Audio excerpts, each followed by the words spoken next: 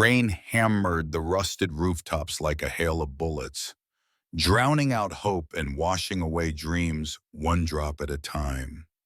This town, once thriving, now sat hollow, a ghost of what it once was.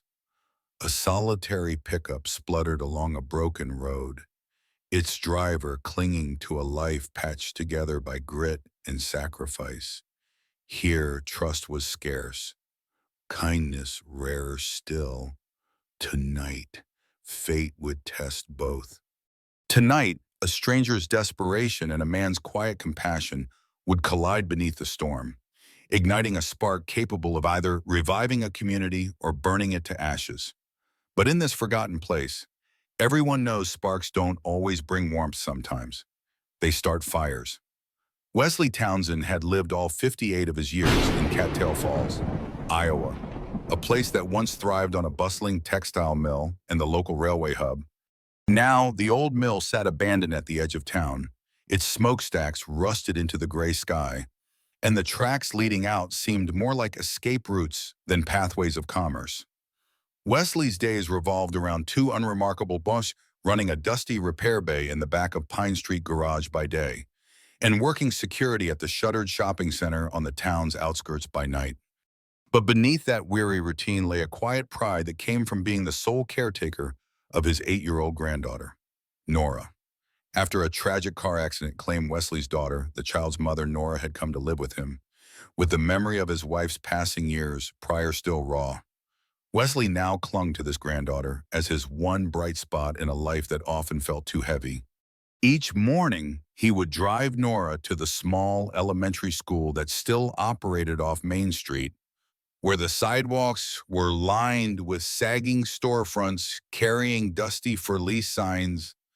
The old-timers, many of them in their 70s and 80s, remembered a different era when Cattail Falls had an ice cream parlor that stayed open until midnight, and children ran down the sidewalks on summer nights. Wesley, though younger than that generation, recalled enough of the good times to feel the sting of how far the town had fallen. He would stand by the chain-link fence until Nora disappeared into the building, her pigtails bouncing as she turned to wave goodbye. And he'd think, I hope she has better than this one day. At Pine Street Garage, Wesley's tasks were mostly oil changes and tire rotations. Folks in town didn't have money for big repairs. Half the vehicles barely passed state inspection. If someone couldn't pay, he'd let them slide for a few weeks or trade labor. It was an arrangement that kept the community afloat in its own small way, tight-knit, though impoverished. Donna Hayes, his late daughter's closest friend, often stopped by with a thermos of fresh coffee and a warm smile, checking on both him and Nora. She'd known the family for years, stepping in to help watch the little girl whenever Wesley's night shift overlapped with school nights. She was a retired librarian. Early 60s, silver hair neatly pinned, eyes kind but always tinged with concern. She'd read enough novels to see that this simple life wasn't sustainable if something big happened, a medical emergency, a broken-down car, or worse. In the evenings, Wesley would catch a quick dinner with Nora, maybe scrambled eggs and toast if he could manage it, before dropping her off at Donna's and then heading to the empty shopping center. The whole complex had gone under when the chain retailer moved out. Now, Wesley's job mostly involved turning on and off floodlights and checking locked gates. He took pride in it, though. The hush of the place, the fluorescent lights buzzing overhead, reminded him that he was still needed, if only to keep the vandals away. It was during one of these late-night shifts that his routine cracked open, making room for a stranger who would change everything. He did not know it yet, but a simple act of kindness on a stormy evening would lead to a conversation about trust, second chances, and the soul of a community, conversations that would echo far beyond Cattail Falls. It began with the rain, a steady downpour that pounded on the aging glass roof over the mall's main entrance. Wesley had brewed himself a pot of black coffee in the security office. More out of habit than desire, he had learned long ago that staying awake through these silent hours required more than just caffeine. The clock on the dingy wall read 11:48 p.m. He had 7 hours of patrol left before the morning shift at the garage. Usually, not a soul would appear this time of night, especially in weather like this. That was fine by him. He'd flip through the old receipts the mall management left scattered on the desk or daydream about simpler times. But that night, the headlights cut across the empty parking lot, scattering shadows as a car sputtered to a stop near the locked main entrance.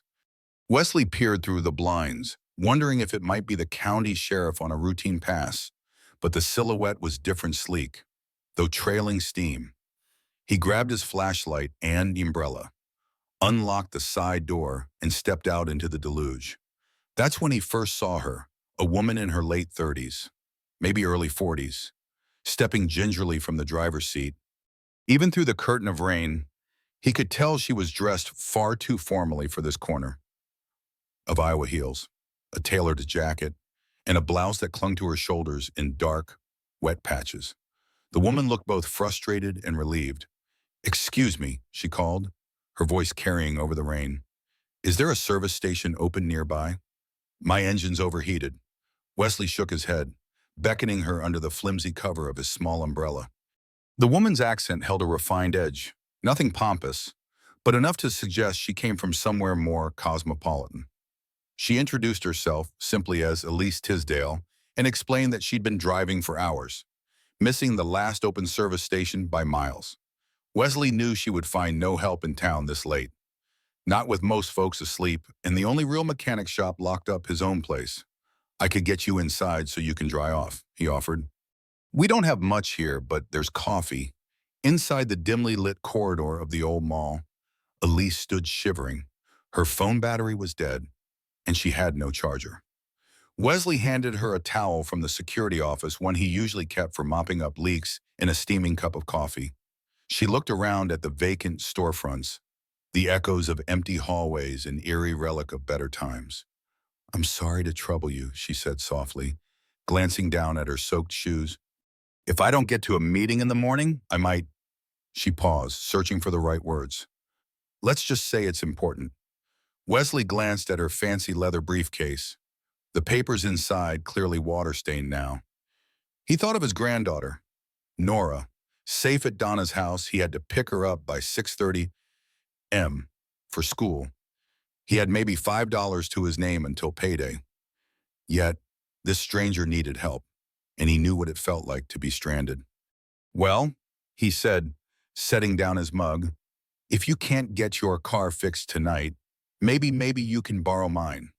It sounded absurd as soon as he said it, but Elise's eyes widened with a mix of disbelief and gratitude.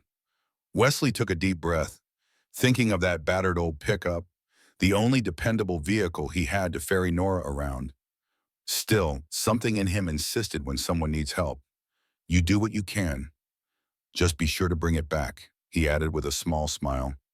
"I need to get my granddaughter to school tomorrow night, or, well, later tonight, I guess." The shock on Elise's face was so genuine it almost made Wesley laugh. She stammered out a polite refusal at first, insisting it wouldn't be right to take the only transportation he had. Yet Wesley insisted right back he didn't see any other option unless she wanted to wait until morning in the drafty mall. Eventually, Elise relented, fishing out a business card from her soaked purse. "I'll pay you back for the gas and for the trouble," she said, her voice still trembling from the chill. The card bore a discreet logo with her name, suggesting some affiliation with Tisdale Industries. Though Wesley didn't press the issue, he simply handed her the ring of keys, pointing out the one with bright duct tape that started his truck. "It's not fancy, but it runs," he told her with a shrug. "Most days, anyway." She nodded, a half smile forming on her lips. In the neon glare of the security office, Wesley noticed something vulnerable in her expression, as if she were carrying a burden far heavier than a broken-down car. But they exchanged few words about their personal lives. He walked her to the side exit where his pickup was parked, water already pooling around the tires. Elise climbed in, adjusting the seat. She rolled down the window enough to say, "I'll have this back to you by morning, I promise." Then, with a sputter and a cough, the old engine roared to life, and the woman who looked entirely out of place in Cattail Falls drove into the storm. Wesley stood there with rain soaking through his windbreaker, watching the taillights disappear. He felt a twisting in his gut, part worry about his truck, part curiosity about who Elise might be. But it was done soon. Shaking off the water, he returned to his post, trying and failing to keep his mind on the job. Every so often, he sipped his lukewarm coffee and checked the clock, anxious about how he'd manage to pick Nora up if Elise didn't return by dawn. He dozed off in the small security chair around 300 M and awoke with a start at 5:45 to a dead quiet building.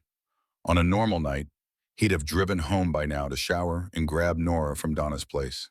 He scanned the empty parking lot, hoping to see his old pickup rumbling back, but there was nothing except the hush of the lingering rain. Resigned, he called Donna, explaining the bizarre situation. She laughed in disbelief, yet promised to keep Nora until he sorted things out. "You big softy," she teased.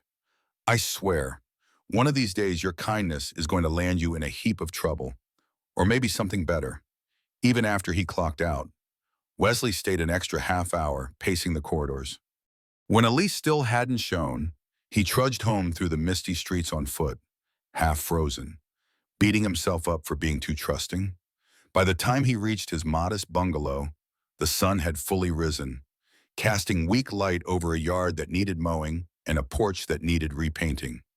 Every bone in his body ached for sleep, but responsibility tugged at him like a leash. He changed into dry clothes, grabbed a quick shower, then called the garage to say he'd be late.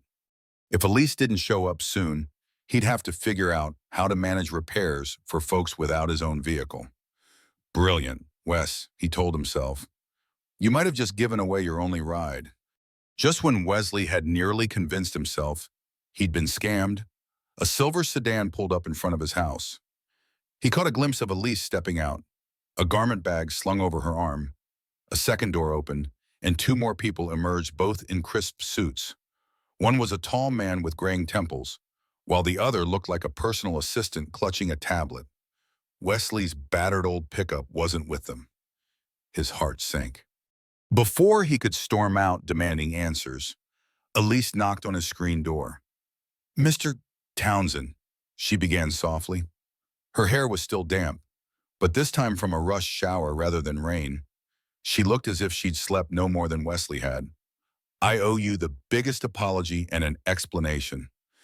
Last night Wesley cut her off, glancing anxiously past her shoulder at the empty driveway. "Where's my truck?" he asked, voice more urgent than angry. "I told you I needed that back." The tall man, who introduced himself as Henry Tisdale, Elise's father, it turned out raised a reassuring hand. "Your vehicle is safe, sir. Elise had to get to a critical meeting early this morning. We arranged to tow her broken car to a repair shop, and she left your pickup at my private hangar by the county airfield." Wesley nearly laughed at the bizarre mention of a private hangar. "I'm sorry, you said hangar," Elise nodded, her gaze flickering with guilt. "I flew to Chicago to finalize a negotiation. I had no choice if I wanted to make it on time. Your truck is in good hands. I'll personally ensure it's delivered here this afternoon." The swirl of confusion and fatigue muddled Wesley's thoughts. "So you're telling me you took my old truck to a private jet and hopped a plane to Chicago?" he asked, trying not to sound incredulous. Elise nodded. A stunned silence followed. Henry cleared his throat, explaining that the meeting pertained to Tisdale Industries, a large family-held corporation at risk of being sold off. "We've been searching for a way to preserve it rather than see it dismantled," he said. "My daughter's presence was vital." Wesley rubbed his temples, exhaustion heavy in his bones. "Okay, look," he said. "All I want is my truck back. I gotta get to work, pick up my granddaughter, and keep my life from falling apart." "Yeah." Elise took a small step closer, lowering her voice. "I understand. Please know, I'm deeply grateful. If it weren't for your kindness, I'd have lost any chance to fight for my family's business. I promise you haven't lost anything. I just need a few hours to make this right. He could see the sincerity in her eyes. Something about Elise, maybe the hint of desperation behind her polished demeanor, stopped him from erupting. Fine, he said at last. This afternoon, she nodded. Thank you. Also, if it's all right, we'd like to talk to you later about something else.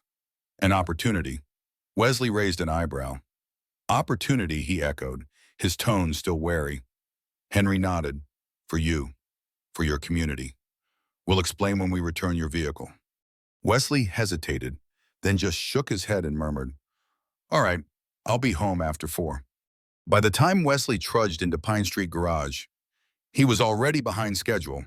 The garage's owner, Earl Dobbins, was hunched over the front counter, flipping through an outdated auto parts catalog. Earl didn't blink when Wesley explained he'd had to walk to work. He just shook his head. You trust people too easily. Townsend, he grumbled, but offered no further complaint. A man of few words, Earl valued hard work and honesty, both of which Wesley displayed in spades. Clients trickled in, as usual, a farmer needing a new serpentine belt, an elderly neighbor whose pickup refused to turn over, and a single mom with squeaky brakes. Between tasks, Wesley worried about how he would collect Nora from Donna's if his truck didn't show. Whenever the phone rang, his stomach clenched, hoping it might be Elise or Henry with an update. By noon, no call came. Around that time, Donna dropped by with Nora. I figured you could use a break, Donna said, politely ignoring the tension in Wesley's eyes. Nora clung to his waist, looking up with concern. Papa Wes, are you okay? She asked, using the name she'd adopted ever since she was little, blending Papa with Wes. He mustered a grin, ruffling her hair. I'm fine, sweetheart. Just a bit tired. Long night. Nora glanced at the grease-stained floor, then at Donna, as if she sensed something was off. Is it that storm last night? Did it flood anywhere? Wesley shook his head. Nothing we can't handle, he replied. He wished he could tell her the truth about trusting a stranger with his most precious and only means of transportation, about the pang of regret battling with a sense of odd, unexplainable hope. But Nora was only aided. She already carried enough on her shoulders. She was bright, always among the top in her class, and he worried about overshadowing her childhood with adult burdens. We'll talk later, kiddo, he promised, giving her a quick hug before Donna whisked her away to spend the afternoon at the library. Wesley's mind whirled with possibilities. What if they never come back? How would I pay for a new vehicle? Am I just gullible? By 3 o'clock, he'd run through every negative scenario when his phone finally buzzed. The display read an unknown number. He almost dropped his wrench. Hello, he answered, voice cracking from stress. Elise's calm tone came across the line, tinged with relief. We're pulling up to your address now. Mr. Townsend, but you're not home. Would it be all right if we dropped off your truck at the garage? He closed his eyes, exhaling. Yes, yes, that'd be great. I'll be here all day. Minutes later, a glossy black SUV glided into the dusty lot. The contrast could not have been starker, a posh, tinted window vehicle alongside the battered sedans and pickups that typically populated Pine Street. The driver stepped out first, opening the back door for Elise and Henry Tisdale. Behind the SUV, a tow truck was carefully backing up Wesley's pickup, which looked freshly washed. Wesley let out a breath he hadn't realized he was holding. Elise walked up, an apologetic smile on her face. It runs better than ever, she said. And we filled the tank. Here's your key. She placed it in his palm with care, as if returning something sacred. Henry joined them, scanning the garage's chipped paint, the lines of old tires, the single overhead fan creaking away. We appreciate what you did for Elise, he said, voice measured. Now, if you have a moment, we'd like to discuss that opportunity we mentioned. A small ripple of curiosity passed through the handful of onlookers, customers waiting in the garage's lobby. Earl peering over the counter with his bushy eyebrows raised when they saw Wesley step aside with these elegantly dressed strangers. Their hushed conversation only fueled the speculation. Wesley led Henry and Elise out back, where a battered picnic table offered a bit of privacy. The sun had come out in force, baking the asphalt, and a warm breeze rustled the chain-link fence that separated the garage from a vacant lot. "So," Wesley began, arms folded, "I've got my truck back. I'm grateful for that. What's this about an opportunity?" Elise opened the same leather briefcase he'd seen the night before, thankfully dry now, and pulled out a slim folder. Inside was a letterhead that read, "Tisdale Industries Community Investment Division." She placed it carefully on the table. "I'll be direct," she said. "We're seeking to revitalize certain small towns, starting with the one I grew up in. But after last night, I realized we might need someone local, someone who understands a community like Cattail Falls, which shares some of the same struggles, to serve as an advisor." Wesley blinked, not sure he was understanding. Henry elaborated. "We have a plan to reopen factories under new cooperative models, invest in local infrastructure, and partner with existing businesses. But we lack the grassroots perspective. My daughter's approach is to ensure we don't just throw money around, but actually work alongside people with a stake in the outcome." The notion that these wealthy individuals could be serious about investing in a dying town like his struck Wesley as fanciful. He scratched at the stubble on his chin. "Why me? I'm just a mechanic and part-time security guard. I don't have a degree or fancy credentials." Elise gave him a look that teetered between admiration and empathy. "Because you've lived these problems, you know the faces behind every closed shop on Main Street." And she pressed her lips together. "Because you helped me without asking for anything in return. That speaks to your integrity." Wesley felt the heat rising in his cheeks. "I don't know about all that. I was just doing what anyone with half a conscience would do. I'm not a saint, and I'm definitely no expert." Henry leaned forward, tapping the top of the folder. "Which is precisely why we believe you'd be perfect. Experts can tell you how to run numbers, but they don't always see what's allowing the grind the everyday folks scraping by. If we aim to do this right, we need your insight." He glanced at the folder, noticing a mention of compensation and consultant. The sums, if real, were unlike anything he'd ever earned enough to fix up his home and maybe set aside for Nora's future. But it also felt surreal. "I need time to think," he said, half to himself, half to them. Elise nodded. "Of course. We'll be in town for a few more days, dealing with my old family property. We'd love to meet your granddaughter, too, if that's all right. She's part of this community." After all, Wesley stiffened protectively. "Let's not get her hopes up about big changes," he said. "She's lost enough in her young life. I'm not sure how I feel about painting pictures of some miracle rescue that may or may not happen." Henry gave a slow, respectful nod. "Take the time you need, we'll be calm. We'll be staying at the old River Glen Inn if you decide you'd like to talk more." That evening, Wesley drove Nora home in the refueled pickup, mind a-whirl with possibilities. The sun's last rays cast a golden glow over the boarded-up storefronts and the abandoned textile mill looming at the edge of town. He thought back to the days when that mill had kept half the families here fed, including his own when he was a boy. It all seemed like a lifetime ago. As they pulled into the driveway, Nora spoke up in her soft, inquisitive voice. "Papa Wes, who were those people at the garage, the fancy ones?" She'd overheard snippets while coming to ask him for lunch money. "Children in small towns often pick up more than adults assume." Wesley cut the engine. "They're visitors," he said carefully. "Might be some folks who want to help the town." Nora perked up. "Help with what?" "Like fixing the old mill or opening new shops." He gave a shrug. "Something like that, kiddo. But we don't know yet if they're serious." Inside their modest bungalow, the living room smelled faintly of old carpet and the casserole Donna had dropped off last weekend.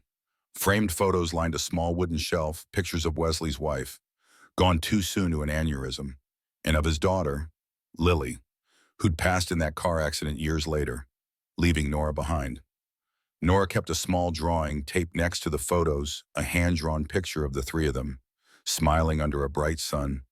Wesley felt a familiar pang of loss as he set down his keys on the coffee table. He reheated leftover stew, served Nora a portion, and settled across from her at the scarred kitchen table. There, he finally decided to share a version of events. The woman's name is Elise. I met her last night because her car broke down. She was in trouble, so I let her borrow our truck. Nora's eyes lit up. You let a total stranger drive your truck? Her voice carried that note of disbelief only children can perfect. She seemed like she really needed help. Wesley replied, and she brought it back, safe and sound. Nora smiled, but behind it, Wesley recognized a flicker of worry. You always help people. Papa Wes, is that why we don't have a lot of money left? It was a child's question, straightforward and innocent. He paused, choosing his words. Maybe that's part of it, he conceded. But money's not everything, honey. Sometimes it's better to do what's right and figure out the rest later. They finished dinner mostly in silence. After Nora had gone to bed, Wesley stared at the documents Elise had left in his possession, ignoring the stinging in his tired eyes. A consultant for Tisdale Industries. He could barely make sense of the corporate jargon, but the gist was clear. They wanted him to provide local perspective for a pilot program to reopen idle factories under a co-op model, helping towns like Cattail Falls become economically self-sustaining again. It sounded too good to be real, like a pipe dream, or worse, a corporate stunt. But what if it wasn't? What if this was the lifeline the town desperately needed? And what if his role could finally secure Nora a future that didn't involve scraping by sleep? Was elusive that night. Whenever he closed his eyes, he saw Elisa's face, a mixture of gratitude and sincerity that might, or might not, be genuine. The next morning, Donna invited Wesley and Nora for a pancake breakfast at her cozy home. The smell of blueberry batter and freshly brewed coffee enveloped them as soon as they walked through the door. Donna's living room was tidy, featuring a bookshelf stacked with classics, her decades as a librarian evident in every corner. Nora scampered off to feed Donna's cat, and Donna turned to Wesley, eyebrows arched. So, she said, I hear from folks around town that you're suddenly in cahoots with some fancy business folks. Wesley sighed, lowering himself into a creaky wooden chair at the kitchen table. He filled Donna in on the broad strokes: Elise's breakdown, the borrowed truck, the proposal for some community-based revitalization. Donna listened intently, her lined face registering both cautious curiosity and a glimmer of hope. Once he finished, she poured him a second cup of coffee. Wes, I've known you longer than either of us care to count, she began. You're a good man, too good for your own good, some might say, and I also know this town is dying. It has been for the past 20 years. If this Tisdale Industries thing is real, maybe it's a blessing, but you have to protect yourself and Nora. Wesley nodded, swirling his coffee in his mug. That's just it. Donna, I'm scared. I don't want to get our hopes up if these people are just passing through. Yet, something about Elise, she seemed genuine, like she really believed in what she was saying. He paused, then quietly added, and the money, well, it's a lot. Not that it's all about that, but it could change things for Nora. Donna reached across the table, laying a gentle hand over his. If you decide to do this, you better make sure they respect you and your town. I've seen enough outsiders swoop in, promise the moon, and skip town when the profits weren't immediate. Wesley felt a knot in his chest. He remembered the developer who had promised a major housing project a decade ago, only to disappear and leave behind an unfinished eyesore. You're right, he said, optimum. I'll talk to them carefully.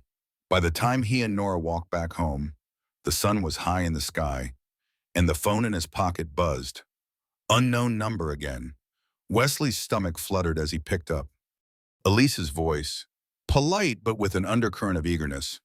Would you and Nora join my father and me for dinner tonight at the River Glen Inn?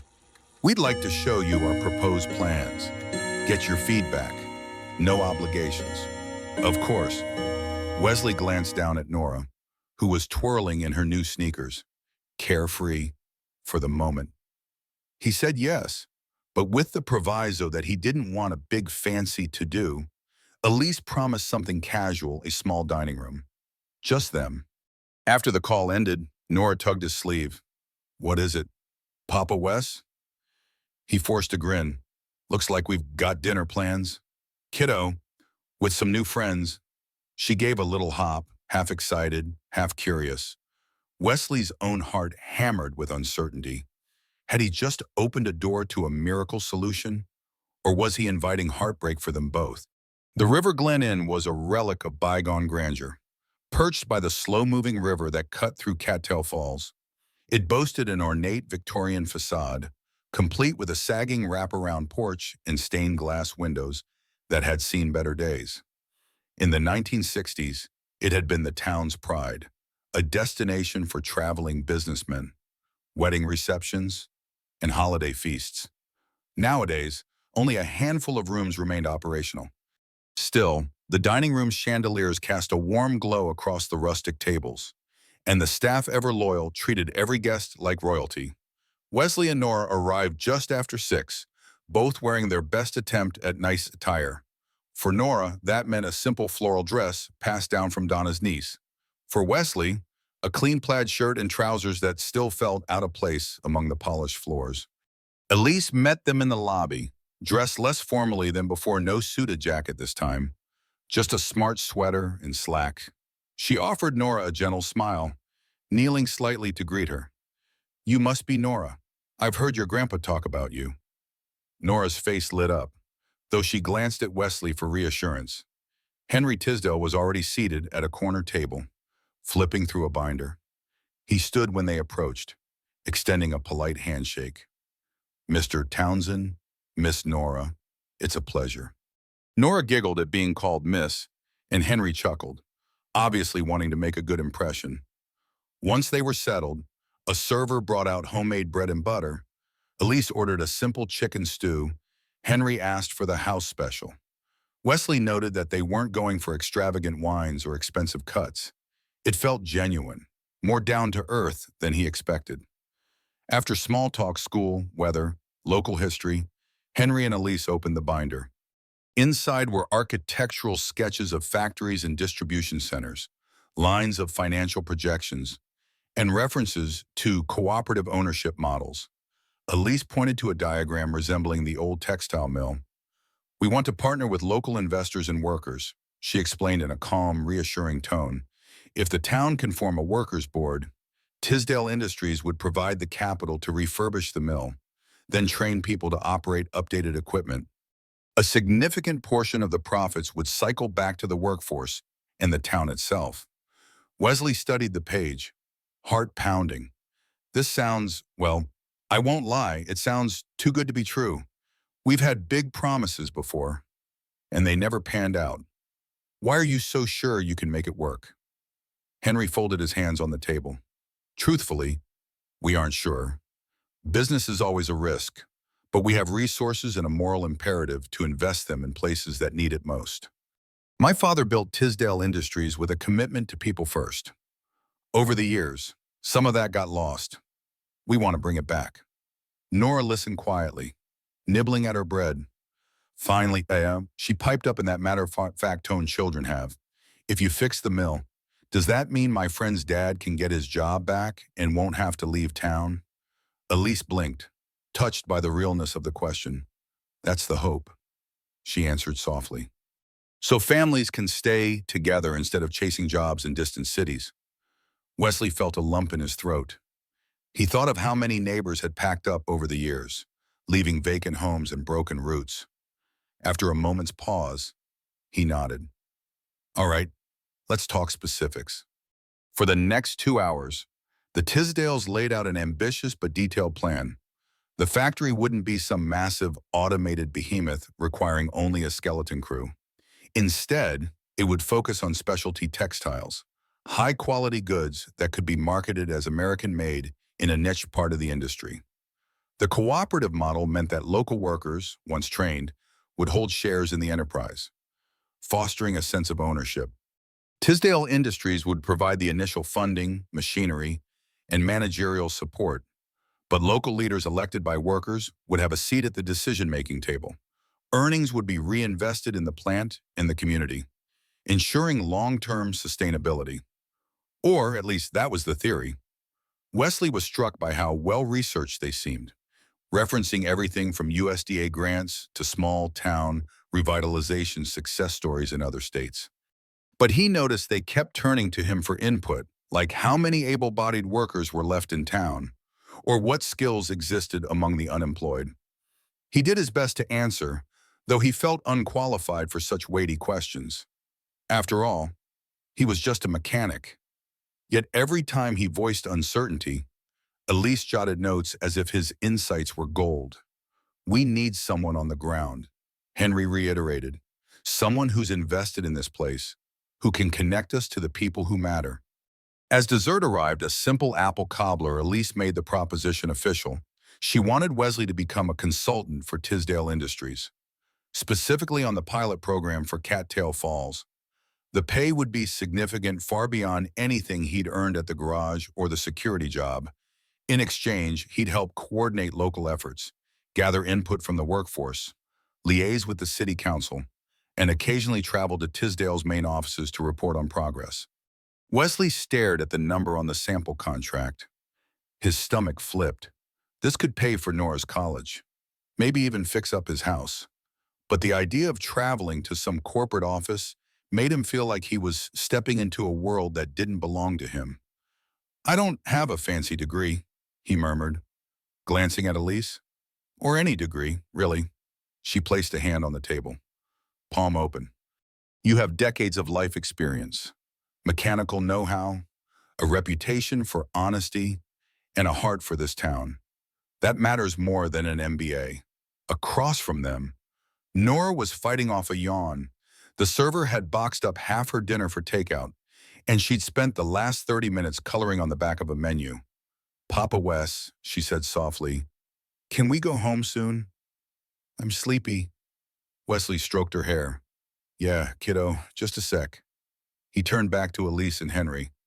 "I need a few days to think about this. It's not just about me. I can't let my granddaughter down, or this town, if something goes sideways." Henry's expression was kind. "Of course, take all the time you need. We'll be here a bit longer, meeting with local officials and looking at the mill site." Elise smiled. "And if you have questions, day or night, call me. I wouldn't be here if it wasn't for your kindness. Mr.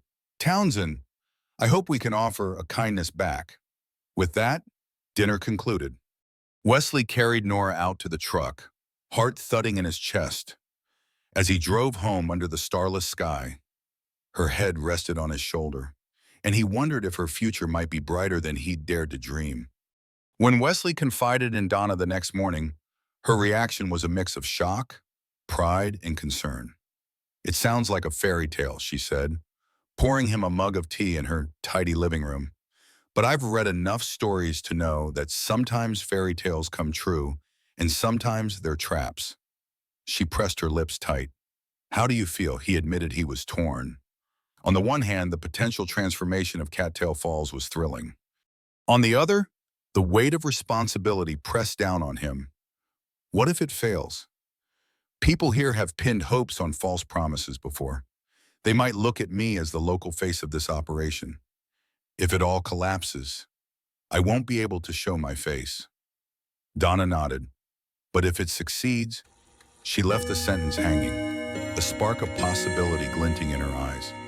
Word travels fast in small towns, and by midday, a couple of the old guard from the local diner dropped by Pine Street Garage, wanting to hear the scoop. Wesley explained in rough outlines, leaving out the contract details. Some folks were skeptical.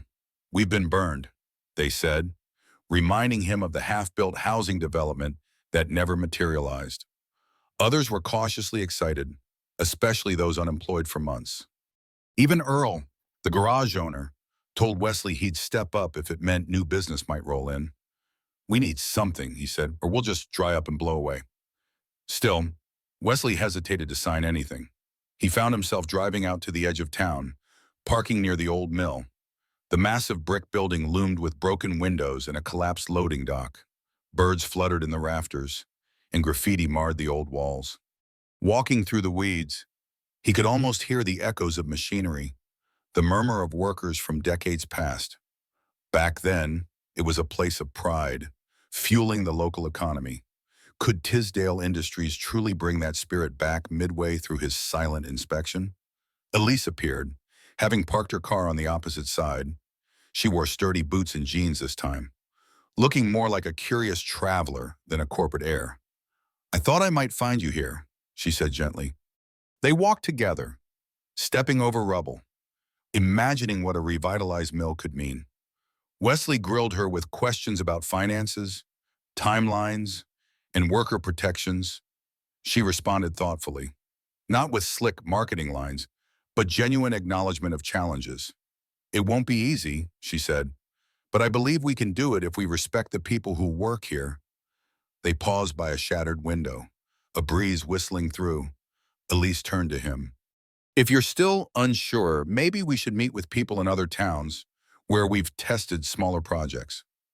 Let them tell you how it went." Wesley's eyes narrowed. "You've done this before," she nodded. "On a smaller scale, yes. Renovating a local dairy coop in Vermont, revitalizing a metalworks plant in Pennsylvania. Each had its own hurdles, but the outcomes were positive." A sense of relief washed over Wesley. This wasn't purely theoretical, there was precedent. "All right," he said, feeling a small stirring of hope. "I'll see it for myself, if you're offering." Elise smiled, extending her hand. "Let's do it, because the only way to build trust is to show, not just tell." The next week blurred in a flurry of activity. Elise arranged for Wesley to fly his first time on a plane to Pennsylvania to meet the folks at a small metalworks facility that Tisdale Industries had helped reopen. Donna watched over Nora, who thought the idea of her grandfather boarding a plane was both fascinating and terrifying. "Just be careful, Papa Wes," she pleaded. He assured her he'd be back soon. Wesley had never been one for travel. His entire life existed within a 100-mile radius of Cattail Falls, but stepping off the small commuter plane in rural Pennsylvania felt oddly familiar. The landscape featured rolling hills dotted with farmhouses, not unlike home. A local manager named Reuben greeted him at the airport, a broad smile lighting up his face.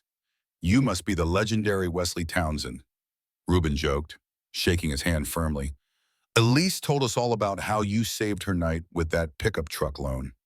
They drove to the metalworks plant in an old station wagon, passing through a sleepy main street that could have been a twin to Cattail Falls, a few boarded-up shops, a diner, a convenience store, and a church at the end of the road.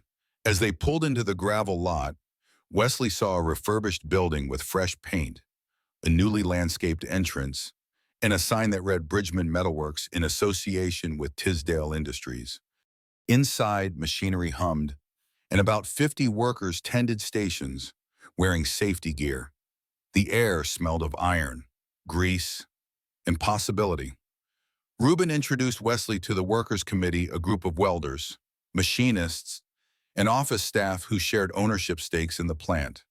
They explained how Tisdale had fronted the capital to upgrade old equipment, retrain the workforce, and market their products to new clients.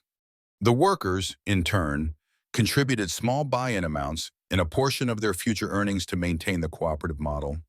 "It's not a charity," said Linda, a middle-aged welder with a streak of gray hair. "We still have to turn a profit, and we do, but we have a voice in how things run." Wesley listened, peppering them with questions. How did they handle disagreements? What if production costs rose unexpectedly? Did Tisdale threaten to pull out if profits dipped? The answers were candid. They navigated challenges with monthly open forums. Tisdale offered guidance but didn't micromanage, and short-term profit dips were accepted as part of a longer-term vision. "They treat us like partners," Linda added, "not employees. That's the difference." By the end of the day, Wesley's head brimmed with information, but his heart felt lighter. These folks were living proof the model could work. Later, at a modest dinner in a local tavern, Reuben raised a glass. "To Cattail Falls," he toasted. "May it rise like we did." Wesley felt a lump in his throat. For the first time in years, he believed that might be possible. Flying back. He stared out the tiny window at the clouds, thinking of Nora. He pictured her future. Maybe she'd be able to stay in Cattail Falls, see it thrive, pass on the same sense of community. Or maybe she'd go off to college. but still have a home worth coming back to. Upon landing, Elise was there, waiting in the terminal. Wesley saw relief flood her features when she spotted him. So she asked, not hiding her anticipation. He gave a small nod. "I'm in," he said. "Let's bring the mill back." Signing the contract wasn't as glamorous as Wesley might have expected for such a life-changing moment. It happened in the back office of Pine Street Garage. After closing time, Earl had given him permission to use the space, clearing off a greasy desk that smelled of engine oil. Elise and Henry arrived with an attorney in tow, a bespectacled woman named Ms. Warwick. Nora was there too, quietly doing her homework in a corner as the adults talked. The contract, labeled Consultancy and Community Liaison, laid out the terms Tisdale Industries would pay Wesley a monthly retainer to advise on local matters, coordinate with stakeholders, and serve as a figurehead for the project in Cattell Falls. In turn, he agreed to share information, make introductions, attend certain corporate meetings, and keep a level of confidentiality regarding proprietary strategies. The sums listed were staggering to him, enough to cover his modest living expenses many times over. But Elise had assured him repeatedly, "We're not buying you, Wes. We're honoring your expertise and the trust you've built here." He hovered over the signature line, heart pounding. This was more than just a financial leap. It meant stepping into a role that might pit him against naysayers in town or place him in corporate boardrooms where he felt like a fish out of water. He thought about the conversation he'd had with Nora Lauren that morning, explaining that he might be busier, but it was all to help the community. She'd nodded seriously, as if understanding more than her years suggested. Then, with a breath, he signed his name. Ms. Warwick countersigned, then handed copies to everyone. Henry shook Wesley's hand with a warm smile. "Welcome to Tisdale Industries," he said. Elise beamed, but her eyes were moist. "It's been a long time since I felt this hopeful about a project," she admitted softly. "Thank you, truly, for trusting them." Earl, who had been lingering near the door, grunted in a half-joking manner. "Well, Townsend, guess this means I'm losing my best mechanic." Or what? Wesley's eyes widened. "Oh, no, I'm not quitting. I can't just abandon you." But Earl waved it off. "Relax, I'm teasing. I know you'll do what you can. And if this mill reopens, maybe we'll have more cars on the road that need fixing. It could be good for everyone." After the formalities, Elise invited them for a small celebration at the River Glen Inn Lounge, just drinks and conversation. "I'll pass," Earl said, smiling wryly. "You go enjoy yourselves. I got me an early morning." Wesley nearly declined too, out of habit, but then realized Nora might enjoy a treat. So they all piled into vehicles, driving through the quiet streets under the glow of old street lamps. Cattail Falls looked almost peaceful at night, not like a town in decline. In the lounge, Donna joined them, taking a rare night off from her library tasks. Someone ordered sparkling cider for Nora, who toasted with childlike glee. To the new mill, the small group clinked glasses. Elise, Henry, Wesley, Donna, Nora, Ms. Warwick, each a different puzzle piece, yet all united by a common goal. Wesley didn't dare call it a miracle, but it felt like the beginning of something he couldn't quite name, something that might defy the cynicism and heartbreak that had haunted Cattail Falls for so long. The transformation didn't happen overnight, of course. Renovations on the mill began with structural repairs to the roof and windows, tasks requiring specialized crews. Tisdale Industries hired local labor whenever possible, but also brought in experts to ensure the building was up to modern standards. For weeks, the town buzzed with activity trucks hauling in materials, scaffolding wrapping the mill, and a local diner expanding hours to feed the hungry crews. To the older residents, it reminded them of the town's heyday. Skeptics who once rolled their eyes at Wesley's pipe dream started dropping by the site to watch progress, gradually softening their stance. Meanwhile, Wesley found himself busier than ever. He met with the city council to draft proposals for rezoning certain parcels around the mill. He fielded questions from neighbors about who could qualify for upcoming jobs. He attended a training session to understand the modern textile equipment that would soon arrive. On top of all that, he juggled his responsibilities at Pine Street Garage. Though Earl graciously gave him leeway when Tisdale demands called, every evening, Wesley returned home exhausted, but with a sense of purpose that stirred something deep within him. For Nora, life changed too. She saw her grandfather on the local news, praising the cooperative model Tisdale had introduced.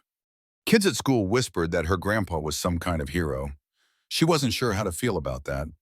Part of her missed the simple evenings they used to have dinner together, him helping her with math homework. Now, he often came in late or had to jet off for a meeting.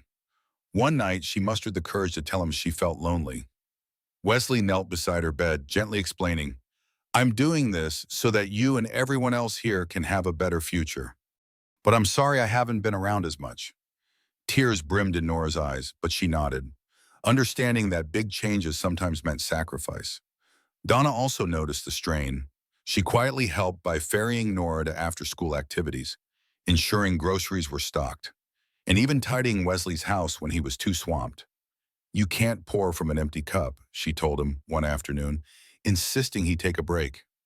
He smiled, realizing how grateful he was to have her in their lives.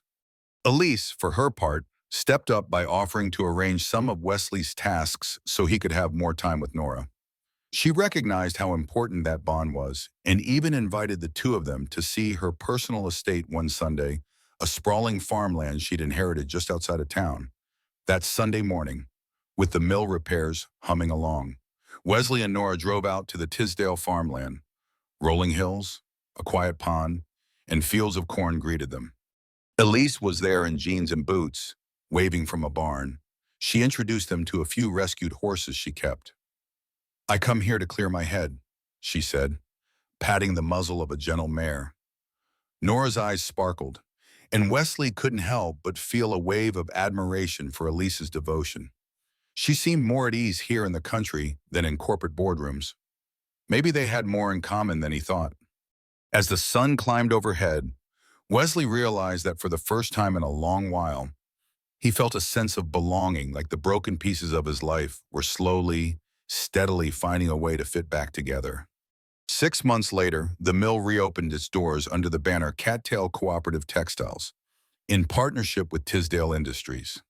The grand opening drew a crowd of nearly every resident in town, from teenagers to grandparents, all gathered on the freshly paved lot to witness the ribbon-cutting ceremony. A local high school band played a cheerful tune. The smell of barbecue drifted over from a few food trucks that had set up near the street. It was a celebration that felt historic, not in a grandiose sense, but in a deeply personal one, like the entire community was exhaling a collective sigh of relief. Wesley stood at the front with Nora beside him, her hand clutching his. Donna was there too, wiping proud tears from her eyes. On the podium, Elise wore a simple dress, her hair pulled back in a loose ponytail, smiling with genuine warmth as she scanned the crowd. Henry Tisdale, looking stately in a dark suit, gave a short speech about family values, community resilience, and the importance of everyday heroes. Then he waved Wesley up to the microphone, adjusting the mic. Wesley looked out at the people who shaped his life, the old men from the diner, the families who had struggled to make rent, the single moms who'd prayed for stable employment, and the younger generation who had started believing in tomorrow again. His voice shook at first. "I'm just a mechanic," he began, earning a soft laugh from the crowd.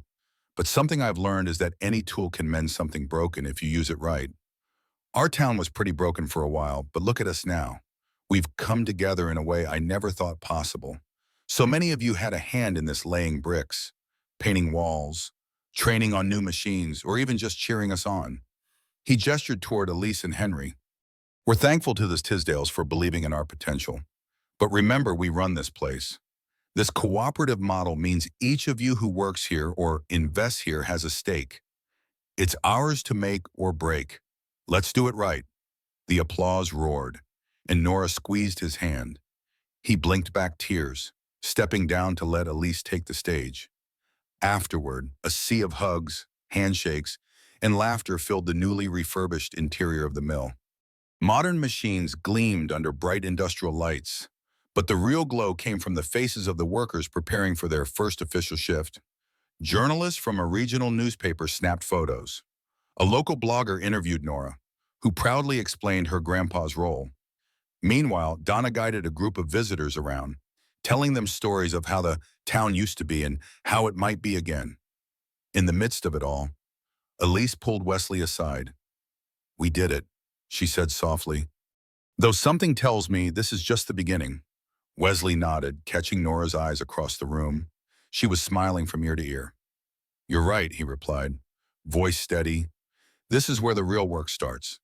Then he found himself giving Elise a quick embrace, an expression of gratitude, respect, and perhaps a blossoming friendship that transcended business. 3 days later, the factory floor was alive with whirring machines, the chatter of employees learning new tasks, and the hum of camaraderie. Orders trickled in, small at first, but promising. By the end of that first month, they had enough contracts to keep everyone busy. And in the quiet hours of the evening, when Wesley tucked Nora into bed, she'd ask, "Is the mill doing okay?" He'd smile, remembering the path from that stormy night to now, and say, "We're all doing okay, honey." Maybe even better than okay, because in opening his truck door to a stranger, Wesley had opened a door for an entire community and discovered that sometimes the smallest acts of trust can spark the greatest transformations. Looking back, it wasn't the big gestures or the grand plans that truly changed things. It was the quiet decisions, the choices made when no one else was watching. Along the way, trust had been tested, hearts had been opened, and dreams that once seemed impossible had somehow found their place in the real world.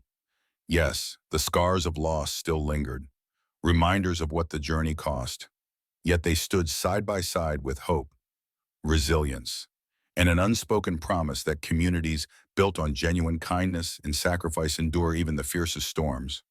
In the end, what truly mattered wasn't how much was gained or lost, but how much was learned, how many lives were touched, and the quiet legacy left behind in the wake of one man's simple act of trust. Because sometimes, the smallest keys unlock the largest doors, doors that lead not only to new beginnings, but to discovering who we really are. And now, as we walk away from this story, perhaps it's worth asking ourselves what door in our own lives still waits to be opened.